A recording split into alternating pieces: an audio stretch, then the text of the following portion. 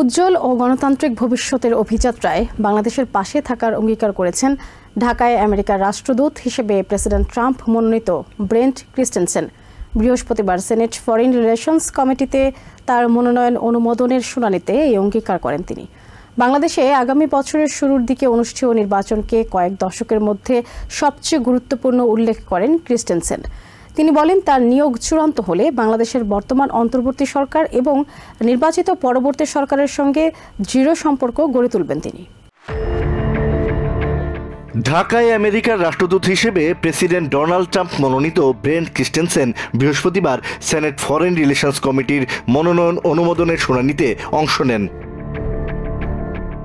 উদ্বোধনী বক্তব্যের শুরুতে ক্রিস্টেনসেন বাংলাদেশের রাষ্ট্রদূত হিসেবে মনোনয়ন দেওয়ার জন্য প্রেসিডেন্ট ট্রাম্পকে ধন্যবাদ দেন।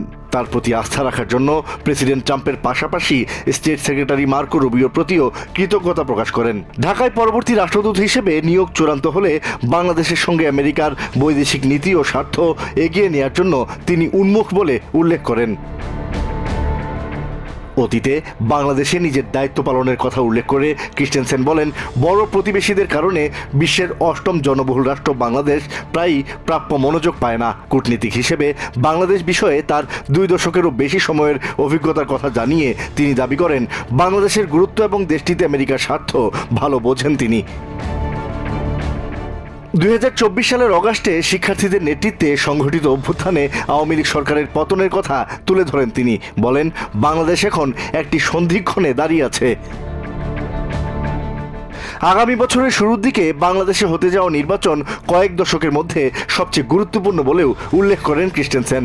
এই গণতান্ত্রিক ভবিষ্যতের দিকে অভিযাত্রায় বাংলাদেশকে সহযোগিতা করার অঙ্গীকার ব্যক্ত করেন তিনি। তার মতে, এশিয়ার অন্যতম নতুন টাইগার হিসেবে বিবেচিত বাংলাদেশ উল্লেখযোগ্য অর্থনৈতিক সম্ভাবনা দেখিয়েছে। রাষ্ট্রদূত হিসেবে নিয়োগ চূড়ান্ত হলে আমেরিকা বাংলাদেশ অর্থনৈতিক সম্পর্ক জোরদার করতে কাজ করবেন তিনি। এছাড়া গত 8 বছরেরও বেশি সময় ধরে বিশ্বের বৃহত্তম শরণার্থী জনগোষ্ঠী রোহিঙ্গাদের বাংলাদেশ আশ্রয় দেওয়ার কথাও উল্লেখ করেন ক্রিস্টেনসেন। এই সমস্যার দীর্ঘস্থায়ী সমাধানেও কাজ করার অঙ্গীকার করেন। উদ্বোধনী বক্তব্যের পর কমিটির সদস্যদের প্রশ্নের সম্মুখীন হন ক্রিস্টেনসেন। রিপাবলিকান সেনেটর পিট রিকেটস বাংলাদেশের সঙ্গে চায়নার সামরিক সহযোগিতা বৃদ্ধি পাওয়া নিয়ে উদ্বেগ প্রকাশ করেন।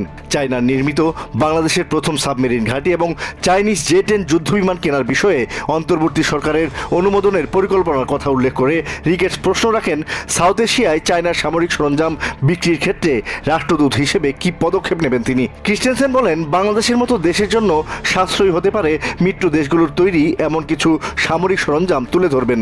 পাশাপাশি যৌথ সামরিক মহড়া বাড়ানোর উপর জোর দেন তিনি। ব্রেন্ট ক্রিস্টেনসেন 2019 থেকে 2021 সাল পর্যন্ত ঢাকায় আমেরিকার দূতাবাসে রাজনৈতিক ও অর্থনৈতিক বিষয়ক কাউন্সিলর হিসেবে দায়িত্ব পালন করেন। গত সেপ্টেম্বরে তাকে রাষ্ট্রদূত হিসেবে মনোনয়ন দেন president Trump. Asad GL, TVN 24 news desk.